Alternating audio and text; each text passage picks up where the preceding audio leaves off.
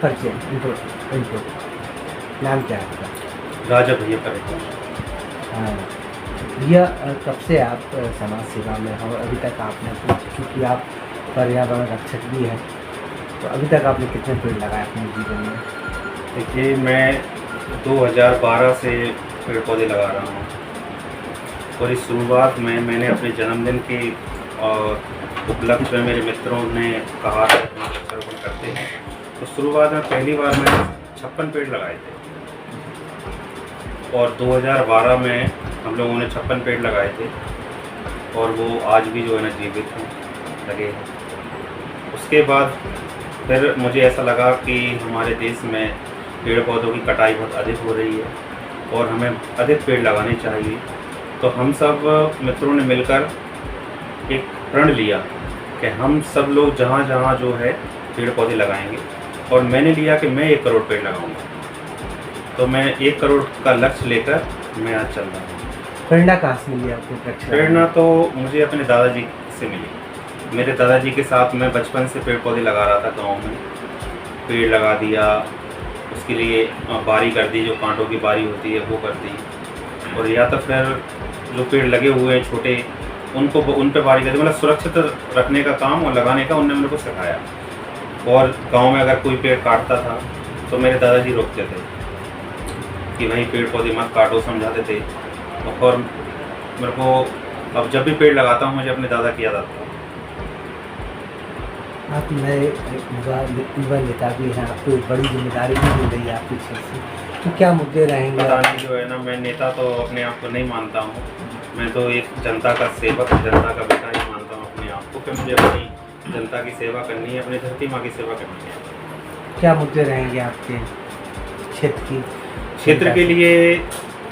देखिए, सबसे पहले जो मेरा मुद्दा है, मुख्य मुद्दा है युवाओं के लिए रोजगार।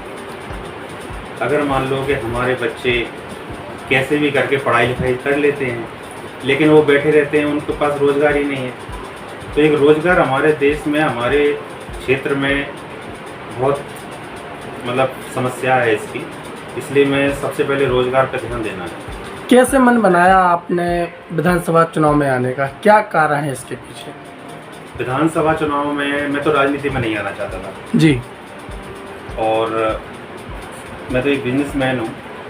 मेरी ईगल इंडिया सिक्योरिटी कंपनी चलती है, लेकिन जब यहाँ पे आके मैंने देखा, मेरे पास इस क्षेत्र के अनेकों लोग लगे हुए हैं, उन सब ने मेरे को आग्रह किया कि भैया आप कररा आइए। कररा का तो मैं निवासी ही हूँ। बोले कि आप अपने क्षेत्र में, हम चाहते हैं कि आप नेता बने और हम सब के लिए जो हम बाहर दिल्ली मुंबई जाके काम करते हैं और वहीं पे कुछ ऐसा हो जाए तो हमें इधर आने की आवश्यकता ना पड़े। आप एक पढ़े लिखे प्रत्याशी हैं, तो और आपने चूँकि कहा नेता कहने से भी आपने मना किया, लेकिन हम आपसे एक बात जानना चाहेंगे, युवाओं को शिक्षा को लेकर और बच्चों की शिक्षा को लेकर। और एक बहुत बड़ा सवाल होता है कि जो गांव में अक्सर कर देखा जाता है कि जो बच्चियाँ रहती हैं वो कहीं ना कहीं शिक्षा से वंचित रह जाती है, तो उसको उनको कैसे आप शिक्षित बनाएंगे? अभी 4 जगह मेरे नेशनल कंप्यूटर सेंटर चल रहे हैं, और अगर आप जाएंगे मरहुआ में जाइए, आप जो है ना टोड़े में जाइए, सिल्लारपुर में जाइए, ऐसे 2-4 गांव हैं जहां पे हम निःशुल्क कोचिंग भी दे रहे हैं बच्चों के लिए। और मैं गांव खुद जाता हूं, वहां पे जिनकी जो समस्याएं होती हैं गांव में, जो बच्चों को स्कूल नहीं भेजते हैं उनको समझाना, और अगर उनके पास व्यवस्था नहीं है, कॉपी किताब पेंसिल की व्यवस्था नहीं है, तो भाई उनको भी मैं पूर्ति करता हूँ। कैसे भी करके अपने क्षेत्र के बच्चों को मुझे पढ़ाना है, और पढ़ेंगे तभी जो है ना हमारा क्षेत्र आगे बढ़ेगा। आज जैसे आप जनता के बीच आ जा रहे हैं, जनता से जनसंपर्क भी कर रहे हैं, तो इस दौरान सबसे ज़्यादा ऐसी कौन सी मूलभूत समस्याएं हैं जो आपको जनता के द्वारा सुनने को मिल रही हैं? जनता के द्वारा जो गांव में जाता हूं तो भाई बिजली ही नहीं है मेन समस्या, और पानी नहीं है, और कई जगह जैसे गांव हो गया, गांव के दूसरी तरफ 100-150 लोगों का पूर्वा बसा होता है, 200 लोगों का, तो वहाँ पे जाके रोड नहीं है उन लोगों के लिए। जी। तो अगर मान के चलोगे, एक तो लाइट नहीं है तो वो कैसे सर्वाइव करेंगे। पानी नहीं है, गंदा पानी पी रहे हैं हैंडपम्प का, वही जंग लगा हुआ, पीने में पानी आ रहा है हैंडपम्प में, किसी में नहीं आ रहा है। उसके लिए मैंने पहले बीजेपी सरकार थी, मैंने कई बार मुद्दे उठाए, लेकिन कोई सॉल्यूशन नहीं निकला।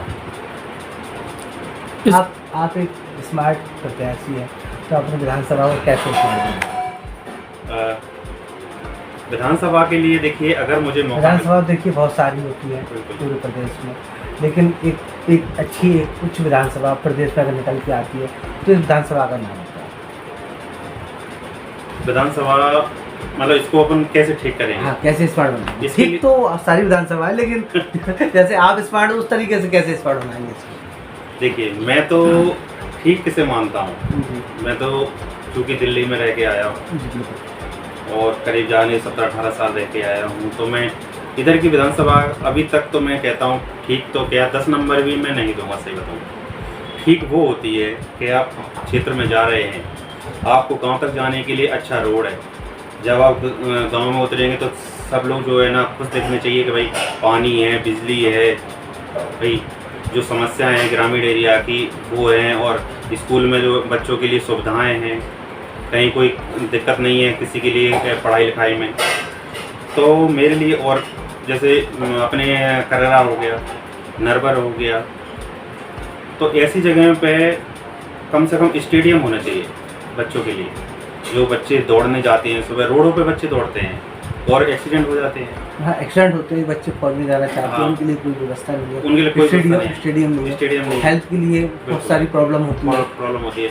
तो मैंने तो पिछली बार कलेक्टर साहब के लिए दिया था, लेकिन क्या है, तो उनने कहा कि भैया नेता उनकी बस की नहीं है।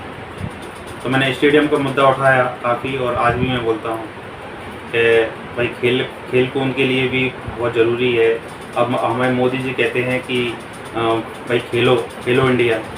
कहाँ से खेलेगा इंडिया जब स्टेडियम ही नहीं है? तो कैसे बढ़ेगा? अगर आज यहाँ की जनता, आपकी विधानसभा की जनता आपको चुनती है, तो ऐसे कौन से 3 काम रहेंगे जो अपने क्षेत्र में, आपकी विधानसभा में सबसे पहले करेंगे?